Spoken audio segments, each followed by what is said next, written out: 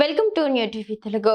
ఆంధ్రప్రదేశ్ ఉప ముఖ్యమంత్రి పవన్ కళ్యాణ్ తాడేపల్లి సమీపంలోని నులకపేట వద్ద ఉన్న రాష్ట్ర పోలీస్ ఫైరింగ్ రేంజ్ ను సందర్శించారు. ఈ సందర్భంగా ఆయన అక్కడి అధికారులతో మాట్లాడి ఫైరింగ్ విధానాలు, ఆయుధాల వినియోగం గురించి పలు వివరాలు అడిగి తెలుసుకున్నారు. అనంతరం తన వ్యక్తిగత గ్లాక్ 0.45 పిస్టల్ తో ఫైరింగ్ ప్రాక్టీస్ చేశారు. ఈ పర్యటనకు సంబంధించిన వివరాల్లో పవన్ కళ్యాణ్ స్వయంగా పంచుకున్నారు.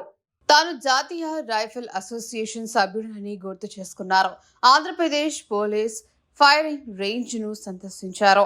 అక్కడ కొంతసేపు ప్రశాంతంగా నా బ్లాక్ 0.45 పిస్టల్ తో కొన్ని రౌండ్లు ప్రాక్టీస్ చేశాను. ఆయుధాన్ని శుభ్రం చేశాను అని తెలిపారు. ఈ అనుభవం తనకు ఎంతో ప్రశాంతతను ఇచ్చిందని ఆయన పేర్కొన్నారు. ఈ అనుభవం నాకు ఒక రకమైన ధ్యానంగా అనిపించింది. చెన్నైలో ఉన్నప్పుడు మద్రాస్ రైఫిల్ క్లబ్ లో సభ్యుడిగా ఉంటూ ప్రాక్టీస్ చేసిన పాత రోజులు గుర్తొచ్చాయి అని పవన్ కళ్యాణ్ వ్యాఖ్యానించారు.